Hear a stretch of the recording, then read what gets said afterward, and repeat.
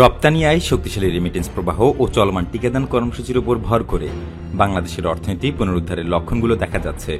তবে এখনও অনিশ্চয়তা ও চ্যালেঞ্জ রয়েছে। বিশেষ করে দুর্বল লজিস্টিক ব্যবস্থার কারণে ব্যবসায় ব্যয় বেশি হচ্ছে। সোমবার বিশ্বব্যাংকের এক প্রতিবেদনে এমন সব তথ্যই উঠে এসেছে। অনলাইনে প্রকাশিত ওই প্রতিবেদনে অর্থনৈতিক অগ্রগতি, লজিস্টিক্স এবং প্রতিবেশী দেশের সাথে যোগাযোগের প্রভাব নিয়ে বিস্তারিত বিশ্লেষণ তুলে ধরা হয়েছে। এতে বলা হয়, আমদানি, রপ্তানি এবং ব্যবসা সংক্রান্ত সব ধরনের লজিস্টিক সাপোর্ট সূচকে 160টি দেশের মধ্যে 100তম অবস্থানে রয়েছে বাংলাদেশ। এই কারণে এই খাতে উচ্চ ব্যয় পণ্যের দাম বাড়িয়ে দিচ্ছে, যা আন্তর্জাতিক পর্যায়ে প্রতিযোগিতায় বাংলাদেশকে পিছিয়ে দিচ্ছে। তবে এই খরচ 25% কমানো গেলে রপ্তানি আয় বাড়বে 20%।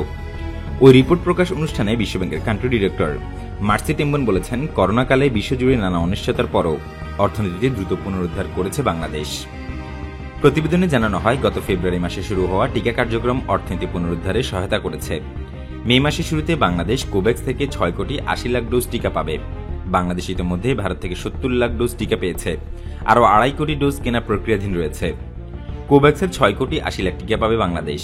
এই টিকা এপ্রিল থেকে জুনের মধ্যে পাওয়ার কথা থাকলেও ভারতের সিরাম ইনস্টিটিউট থেকে শুরু করে ভ্যাকসিন উৎপাদনকারী প্রতিষ্ঠানগুলো চাপের কারণে কোভ্যাক্সের টিকা মে মাসের মধ্যে পাওয়া নিয়ে অনিশ্চয়তা দেখা গেছে।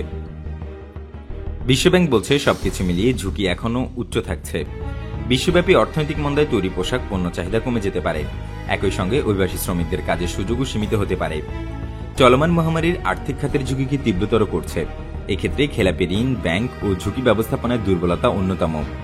এছাড়া করোনার ক্ষতি মোকাবেলায় গত এপ্রিল থেকে বাংলাদেশ সরকারের দেওয়া প্রণোদনা প্যাকেজগুলো খুব কার্যকর হয়েছে। তবে আবারও সংক্রমণ বেড়ে যাওয়ায় অতি দ্রুত বৃহত্তর জনগোষ্ঠীকে টিকা দেওয়ার সুপারিশ করেছে বিশ্বব্যাংক।